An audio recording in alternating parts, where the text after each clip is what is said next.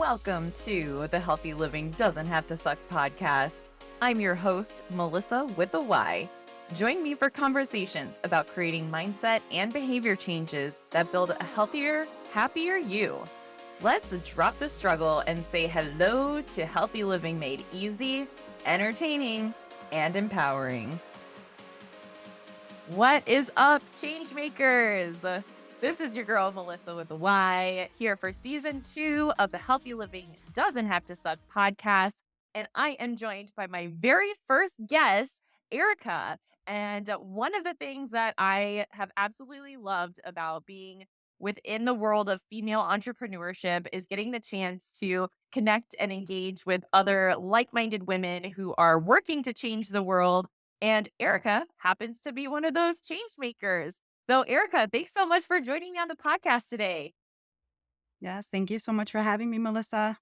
Why don't you go ahead and tell the listeners a little bit about yourself and maybe your Sure. story so that they can get to know you a bit more.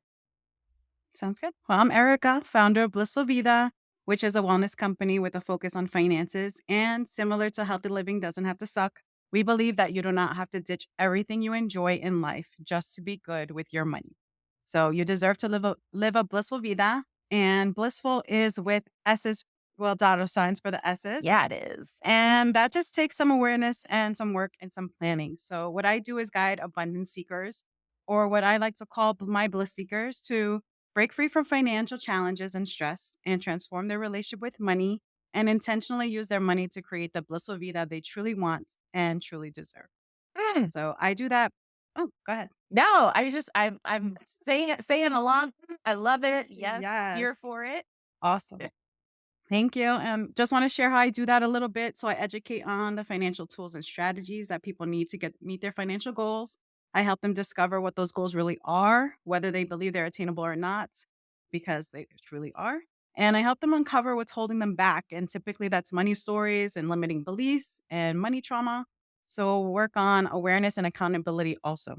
I love Um, that so much because I always say we can't change what we don't know. And I will be the first to admit that when it comes to finances, I usually take the route of like being an ostrich and trying to stick my head in the sand and be like, oh, la, la, la, it doesn't exist. I'm not in debt, student yes. loans, blah, blah, blah. And obviously, And we know like so that's not many people. So yeah. We for know that's sure, not you're gonna not make alone. positive change. I know, and I appreciate that, but that's why we so desperately need people like you in the world who can help coach us through these types of money transformations. Yes, and thank you for giving me the platform to speak on it because I think talking about money is so taboo, and I think a Mhm. lot of people are struggling in silence. And if we talk more about money, make people feel more comfortable, or people know that they're not the only ones going through these certain things, then there probably be a better chance for change, and we can like all unite together and make this movement to live a more blissful vida. So that's why I'm here and why I'm doing that. But just wanted to share a little bit about my wake up story when it comes to money. So in 2012, my husband proposed to me at the Grand Canyon, and we were super excited. And we celebrated the night away in Vegas, and that excitement went all the way back with us home. But I remember one night, cozied up on the sofa with some wine and my laptop, and I was diving into all things wedding. So click clacking away, looking at venues and cakes, and of course, the dresses. And I found a Yep. beautiful one. And when I saw that price tag, that's when panic freaking took over. And I was like many of you who planned for a wedding or had a major expense come up, I was freaking out, thinking, how the hell are we going to pay for this? So I did feel really overwhelmed because my husband nor I had any savings, and we didn't have parents that were going to pay for it, unfortunately. So I did what any rational person would do in that situation. And do you know what that was? Take out credit cards. No, I went to the kitchen and poured me some more wine. I mean, that's the first step. But then like once I'm drinking, I think I become independently wealthy. And then I like go in my wish list and buy things impulsively. And it's impaired retail therapy, let me tell you. For sure. But, so I went and poured myself some more wine, and I was in there just thinking, and my mind was racing, and I was like, "You know what? None of this makes freaking sense." Like many of you, I did what my parents told me to do, right? I went to college, I got the good job, I was making good money, and I was like, "I still don't feel like a success because I'm living paycheck to paycheck, and I'm drowning in student loans, and credit card debt, and I'm not saving a penny. And, that's not too many people's fault. It's just like we weren't taught to manage our money, and a lot of us are just winging it. So, with all those crazy thoughts happening and my wine was kicking in, I had this crazy idea. What if we save for our wedding and pay for it in cash? And what if I pay off all my debt by then as well? So this is what was running through my mind. I was like, you know what? I'm should be capable if I have all this stuff figured out. Or, I was making six figures at the time. So it's kind of like a little disappointed in myself that I didn't have all these things taken care of. But I am happy to say we got married 3 years after our engagement and that was paid off in full, but I didn't reach my goal of paying off my debt by then, but I did a year after. So I became debt free a year after we were married. Uh, And I think all of that took like a lot of sacrifices. And I've been practicing loud budgeting before it was a trend this year. So have you heard about this trend? no, I haven't actually. Like I said, All right. ostrich head in the sand, but this is why you and I are gonna be working together, right? Yes. So I got an email about this trend called loud budgeting and I went and looked it up. So it's all over TikTok. I'm sure on Instagram too. So it's about letting people know about your financial goals and why you're not choosing to spend your money on something else right now. So what that looked like for me when I was paying off my debt, I had to tell my friend, sorry, I can't go to dinner this week, or I can't go on that vacation with you this time because I'm focusing on paying off my debt and saving for my wedding. So again, it's not about not having the money to do the things, because I could have spent it or charged it or saved the money for that. But at that moment, that wasn't my goal or intention. So Yeah. um, just helped me focus. So, like I said, I was doing that, letting my friends know out loud that this is what I was planning to do with my money. So if we could normalize doing that, I think that would be great. So I'm all for this loud budgeting movement. Mm. Um, so after we got married, I definitely started using that extra money that I had that was mine to pay off my debt and help me build wealth.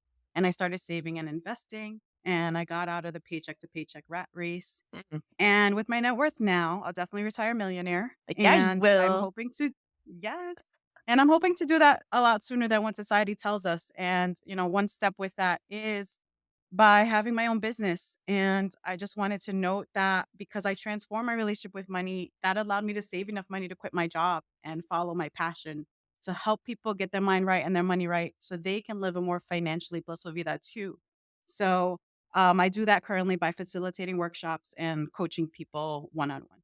Ah, I just love all of that so much because first of all, I think we need to hear more stories like this to make it feel like it is achievable because when I take a look at my finances, I'm exactly there, Well, we're going through the wedding planning right now and God bless mom and dad for having the budget for that. But at the same time, like I'm trying to be very mindful about our spending because I'm like, yes, I get that it's a very important milestone, but, like, it is one day, and as I keep looking at the bills, coming in or not the bills, but, like, all of the finances that are adding for this big event, I'm like, "Oh, well, we could have remodeled our bathrooms." Like, "Oh, well, we could have, given the kitchen a nice little upgrade." And Right. so I think, like you said, breaking those societal norms to, first of all, have these kinds of open, honest conversations around money. And then doing our best to release the guilt and shame. Because, like you said, we were just trying to figure things out as we go. But Exactly. chances are that's not going to lead us to our blissful vida if you're taking the route No. that I've been trying. So grateful for the work that you're doing. And I think you started kind of opening up what I call like our educate section, right? Which is where we start to learn a little bit about what does financial well-being even mean and what do you wish people knew about it first off? Yeah, for sure. I just want people to know that it's possible to change your relationship with money too. Like, I think that's one point that needs to be stressed because a lot of people feel, they feel the overwhelm and the frustration and stress about money. And a lot of people just accept that it is what it is. And this is how we're supposed to live because that's what maybe we saw growing up or we believe we don't deserve to do better, and that's just bullshit. So, the Yes. system is set up against us, and that's exactly what they want you to believe so that you stay stuck in the rat race. So it's up to us to really educate ourselves and take matters into our own hands. And I think, a lot of us see others who are doing the things like, are successful or, having the money or the wealthy. And they're like, oh, Like, it's lucky for them, good for them, but that's not meant for me. Right. And again, that's another bullshit statement. Yes, So, it's all um, lies. yeah, so if we wanna gain control, we could, that's one thing. So the possibility to transform your relationship is possible, and you it just takes some work and not as much as people think. So I know finances are intimidating and a lot of people avoid their finances like you said. Mhm. So but it just takes a little awareness and some financial tools, and that will go like a long way. Yeah, and something that you mentioned earlier too that I think speaks to like what does financial well-being look like and having to set those boundaries to get you to where you want to go. And sometimes those are difficult conversations to have, and like you said, people might not be receptive. So really trying to like collectively educate that hey, like our values are different. You know, what's important to me might not be as important to you, but like just respect that this is what I'm working on. Right. Mhm. And a lot of people will struggle with that, and your friends might not be as supportive, but you know what goals that you have and the goals that you want to accomplish. So it's up to you to stay strong and stick with that. But it's not to say, there aren't things that you should or shouldn't spend your money on either. So if you enjoy things or like how we're talking about wedding, I think that's a big topic here. Yeah. I tried to keep my wedding on a certain budget, and I did. I did not even get the dress that I loved and wanted, and thinking back now, it was $400 difference. So I'm like, is that something like for my blissful spending, which I didn't have this logic back then, I think I would have spent the 400 extra on it because I loved it so much more than my wedding dress. My dress was beautiful, don't get me wrong, but this one was like the dress. Oh yeah. Oh But I was like, struggling a little bit with like, hey, we have to stick into this budget. But sometimes that looks different for everybody, and maybe I could have sacrificed somewhere else to find that money. So yeah. that's with that piece. Yeah, and I think that all comes with trial and error, right? Like it's lived experience to look back and say like, "Oh man, if I knew then what I know now, it would have been a game changer." Oh But yeah. you know, like the old saying goes, the best time to plant a seed was 20 years ago for a tree and the second best time is now. So, now is the Yes. time. For sure, and hindsight is 2020. So, it's like, yeah, Always. we know now things that we didn't know then, but, Yep. you know, that's why it's important to kinda, like, see people who are doing the things that you wanna do and see what they're doing too as well. So, it kinda like we can't learn from certain people certain things, but there are people out there who are doing the things you wanna do or can accomplish. So, success leaves clues. That's what I've been Mm. following, and, in terms of my business and things that I wanna accomplish financially as well, I'm looking at people who are doing the things and I'm like, "Hey, they can do it, so can I. How did you do this?" So I think that that's really important. Yeah, and I think that comes with recognizing that when you notice yourself feeling jealous about something in someone's life, like use that as inspiration because that just shows you it's possible. But I think a Right. lot of times it feels disempowering when we have those old money stories that we've either witnessed, like our family kind of passing on to us, and the ones that we've adopted and we don't even know it. So when you're looking at how to better empower yourself around financial well-being, what are some of the things that we could think about or ask ourselves to kind of give us a nice little boost and uplift our spirits around a topic that sometimes feels like it's weighing us down? Yeah, for sure. There are some tools that I use in my blissful framework, and step one is all about money stories. So, like you mentioned that word, which I love. Mhm. So, it's really important to dig into your thoughts about money and how you're managing your money and why. So, like the first thing I like to do is like think about your early, or I like to ask is for you to think about your early money memories about money and how those are influencing your current financial habits, Mm. and then identify any money stories or limiting beliefs that surround that. So, a lot that come up for people that I've seen in my with my clients is like, I'm not worthy of financial success, or it's hard to manage money or do a budget. Wealth is for others, not for me. We've heard money is the root of all evil. Rich people suck or are mean or are greedy. And I think one that is big is seeing your family members or parents fighting about money.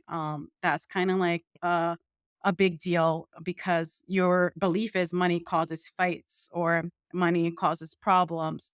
So I think a response to that, or your money habits might be when money comes in, you get rid of it or you spend it because you think you have this belief that when you have money, that it might cause issues around you. So these are why the money stories are really important, to really try to dig into why. Mm. you're spending your money the way that you are, or you're not meeting your goals. So it's a reflection and again, awareness to figure out these money stories.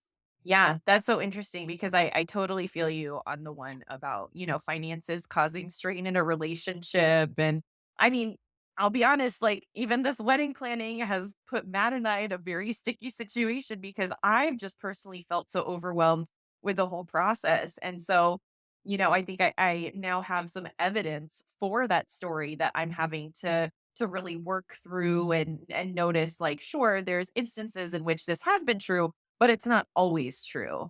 And, Right. the part about the earliest money memory was interesting because this isn't a memory that I have, but I remember being told that, when I was born, my parents, like they didn't have their insurance set up quite yet and everything, and so like they had to borrow money from my grandparents to pay for the hospital bill to birth me. And I think that Wow. there's this sense of like I'll always be a financial burden because they've had to bail me Mm. out a couple times from like credit card debt and like not having savings and stuff like that. And yeah, that was just a really interesting realization to have on here. Look at that. Yeah. So It's just by already happened. posing the questions, yeah, sometimes stuff comes up for us and it's good to really process that. And again, the awareness is key. I know in your work as well. That's just an important part of it. And think that would be good for me to share some of my revelations when it came to that, especially since I shared my aha wake up moment story. Yeah. But looking back at all of how I was handling money back then. Like my biggest one was with credit cards. And I had this buy now, pay later, later, later mentality. And that was because growing up, credit cards were used a lot. So I thought no biggie because my parents did it. But what I didn't understand was the interest part of it and how that adds up so quickly. And no one taught me how to use it responsibly. So I graduated with $25,000 in credit card debt. Mm. And trying to pay that right out of school, making 40,000 a year was definitely not easy, and any payments I could afford to make was just going to interest, so I was going nowhere fast with this credit card debt, and that was really frustrating, and I had student loans to pay on top of that. Yeah. So, um, the next one, I like another money story or belief I had, and let me know if you've heard this, is I can't save money while I have debt because the interest you're paying on the debt is more than what you have on savings. Yep. Yep. I Yes. have I have heard that. I'm living that. So tell us more.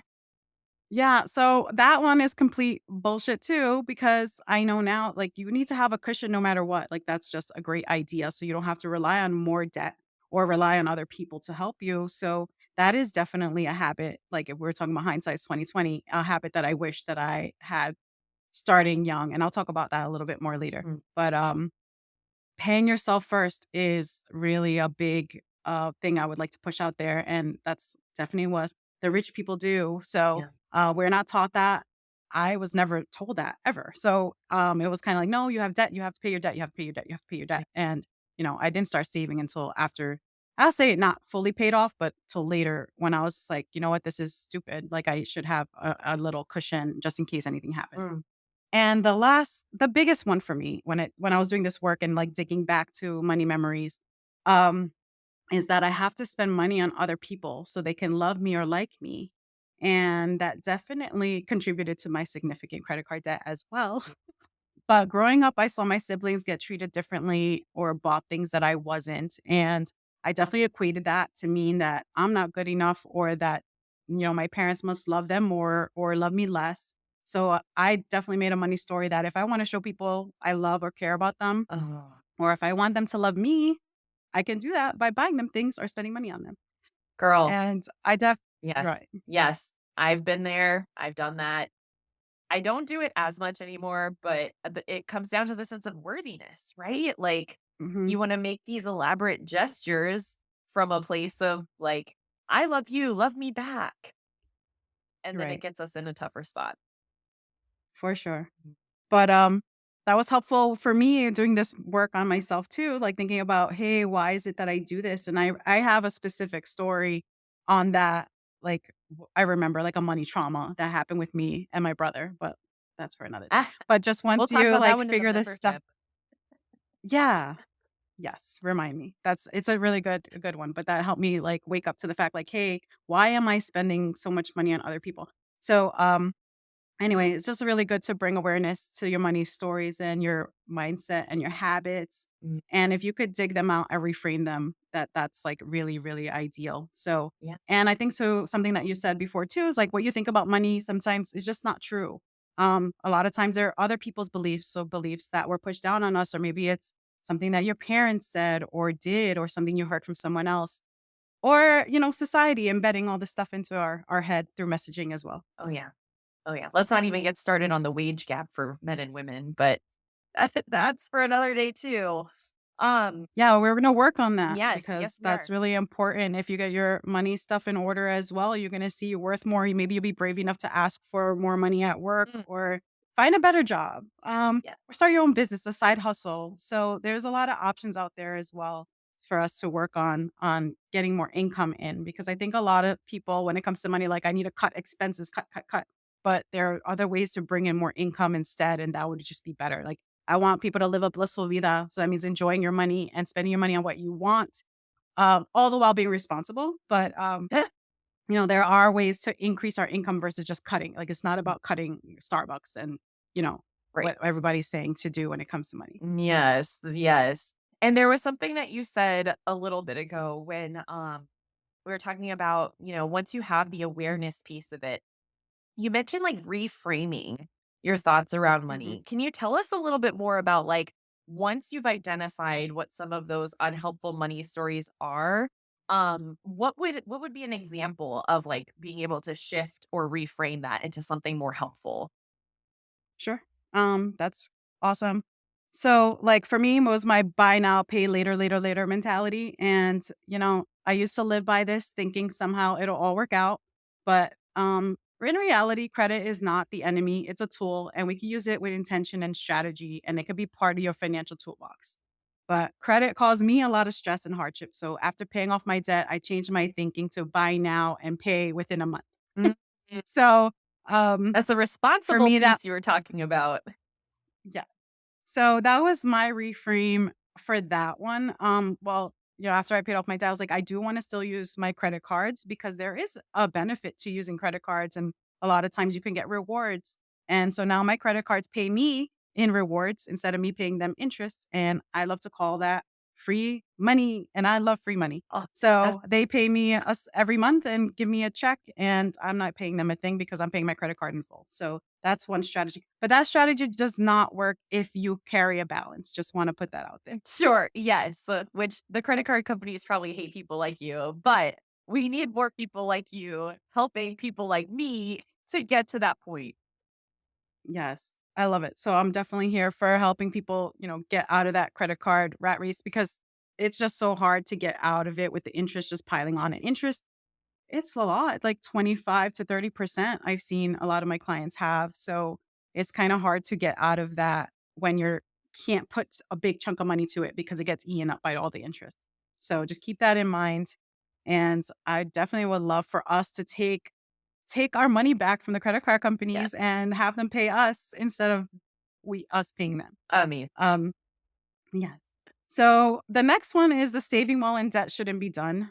So that was what I thought, and reality is that that just does not make any sense at all. mm, So it's a concept I honestly wish I heard like the concept pay yourself first a little bit sooner. So that's just something I didn't hear, and I heard it once I started learning more about money management myself, and I just wanted to share some wise words from Warren Buffett himself, oh, as he is one of the richest men alive, and he says, "Do not save what is left after spending, but spend what is left after saving." ooh, So ooh, that's all about paying yourself first. So we are not taught that. It's like pay your bills, do what you wanna do, and then if you have a little left over, put that in savings. But if we start saving on the top and then I mean, you have your necessities, so I'm not saying don't do that. yeah, But, if we start incorporating that as a need, or essential versus a non-essential when we're doing our budgeting, so it is uh, up there with our rent and with our food and our clothing, put savings in there, and even if it's like a tiny bit, 1%, just get in the habit of doing it, and if that's something like I wish I did starting out, then that would just be what I did, and that would just have progressed until all my years of working, and I would have not been in the situation I was in. But no one told me that, so I'm telling you guys that. So pay yourself first. And Yes.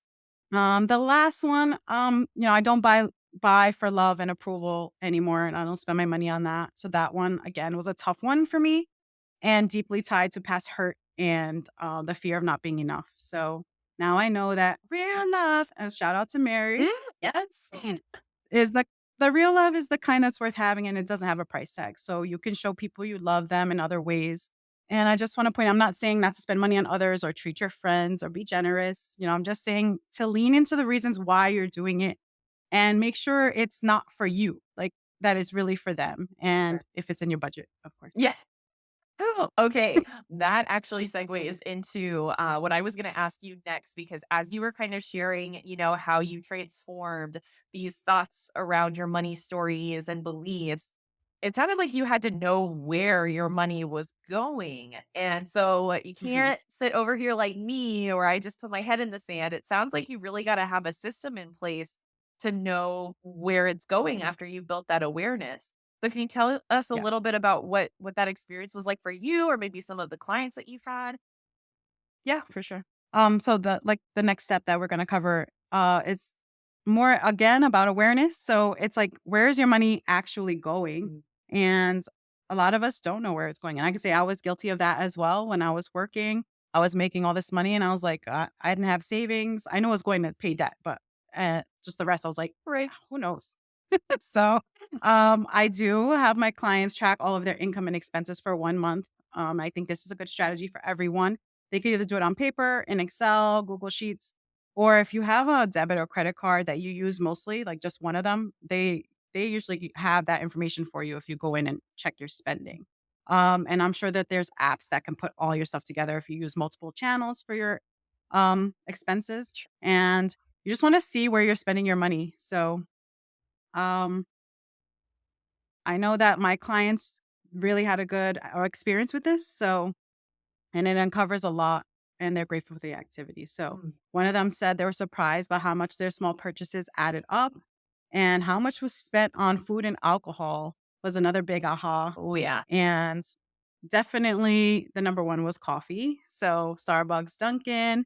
But they were happy that it brought on a lot of awareness around where their money is actually going because now they're a little more intentional with their spending. So they're like, hey, you know, well, it will go into the next part too, where we need to have a budget, but it's just like tracking your money and seeing where it's going. When you sort it out and you're like, hey, I actually spent shockingly amount of money on Starbucks or on Right. eating out or these other things. And then I'm like, okay, well, we got to see how much you really want to be spending there. And then you can spend there because again, it's about blissful spending. But it's just great to be aware of where your money is going. Yeah, absolutely. We can't change what we don't know. So if we don't know where our money is being spent, we're not going to be able to change where we want it to go.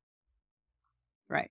Mm. And I just want to point, you don't have to do this like for a long time because it does sound like tedious. I think one month is even good. So if you track your expenses for 1 month, it will show you what you were spending your money on, and you can use that to move forward. But a lot of my clients have like to continue to use the practice, so it just helps them keep on track. So it's kind of like accountability for themselves. Like, oh, do I really wanna write this down that I spent this again? So it's kinda like it keeps you accountable, which I like, but, it's up to you whether you like that process or not. But I think 1 month is just good enough to kinda just see, "Hey, this is where my money's going, and is this where I really want my money to go?" Yeah, I was just about to say that same thing with the accountability, because it's like, oh, do I want my coach to see that this is what I was spending money on? And it's like you Right. said, not that there's shame and guilt around it, but it's just that you're spending more mindfully versus the impulsively. Like, I know I've fallen into that trap over and over again. So even, Right. mindfulness is all about awareness. So being able to use that as a tool in your healthy living doesn't have to suck toolbox. Courtesy of Yes. My Blissful Vida. Yes. Anything And else? the last tip Oh, yeah, go go ahead. ahead. I would say the last tip I have is to really give all of your money a job. Oh, Like, there's 3 things you could do with your money. Do you know what they are? mhm. I know spend it is one. Save it. I don't know the third. or give it away. So those are the three Oh, things you can do with your money. So you need to like jot down what's coming in and how you plan for it to be used. So yes, this is a budget and budget is such a ugh word. So I call it a blissful spending plan in my world. ooh, And you're in control of where your money goes. So you just got to work on being more intentional with it and having a plan. I definitely like to note the essentials and the non-essentials and incorporate your financial goals in there and blissful spending. So if you love your Starbucks and you don't want to give it up, then put a budget in there. But once mhm, that budget is done, then you have to be able to control yourself and know that it's done until next month, until you get, your next income in. And also zero based budgeting is huge. So that means all your money has a job. The money that's coming in, you know exactly where it's going so that it doesn't just disappear on you. right. So I think, uh, No, no, I was just gonna say that totally makes sense is, once you designate that it has a role in your life, you're able to better kind of delegate where the money goes. yes, Mhm. exactly. So I think that covers the 3 steps I would like to cover, and, we are creatures of habit, so it's, like, really, it's important to kinda, like, do these steps and be on top of it and stay on top of it if that's what you wanna, do with your money. So, honestly, I think spending money is tricky sometimes, but you just have to sit down and make sure your money is going where you want it to go and that it's aligned with your goals. So a lot of us have goals too that we want to accomplish with our money. Maybe we want to go on vacation, maybe we want to save for Christmas. Like for me, Christmas is a big one. It's like that expenses comes. We know it's coming every year. Or if you celebrate any other holidays, so not only Christmas, but it's it's there. So maybe we should plan a little ahead of time. Maybe put a certain amount of money away every month, and then it won't be so crazy when Christmas hits.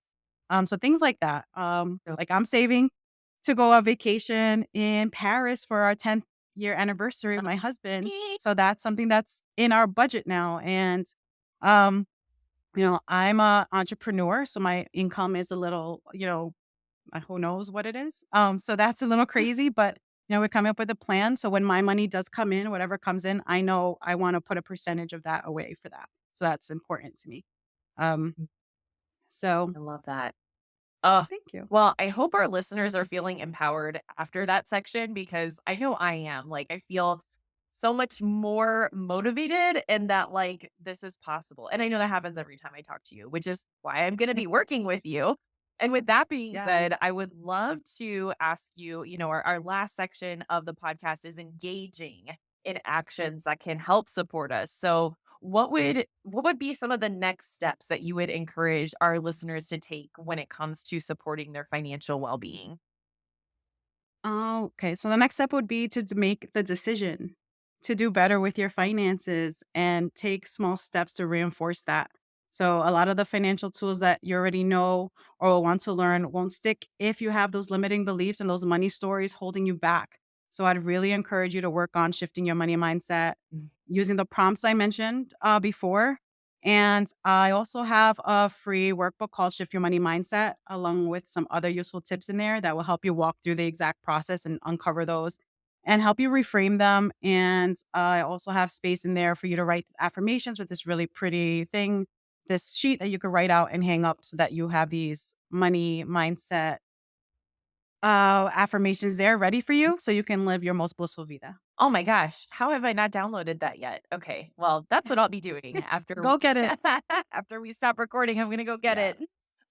But So I'm sure where you'll share the link somewhere. Oh yeah, it'll be in the show notes. Don't you worry, Okay. everyone. Yeah, absolutely. I love that. Yeah, so there we go. Already free tools for us to start working towards our blissful vida. Well, Erica, it has been such a pleasure to have you on the podcast. And one of the questions that I want Thank to you. ask each of our guests that comes on is what does healthy living doesn't have to suck mean to you? Or what ways have you brought this message into your own life? It resonates with me so much because it's so is what Bli Vida live stands for too. It's kind of like we don't have there are things we want to accomplish and they might seem hard or tedious, but it does not have to suck. So even with our money, we can like do certain things or still buy certain things as long as we have a plan. And I think the same thing comes with our health. So as long as we have a plan, I'm not saying, you know, I have to give up certain things if I want to be healthy. So I don't live by that mentality either. So for me, it just means living a blissful life, even when it comes to our health. So if there are things I want to enjoy, I still enjoy them, but within limits. And, it's just really great to have that mindset because I don't want to have a limiting experience when it comes to my health or my wealth. And I don't think anybody will be happy doing that. Awesome. Well, Erica, we are so excited to connect our community of change makers with you. Where are some places that we can find you on the interwebs?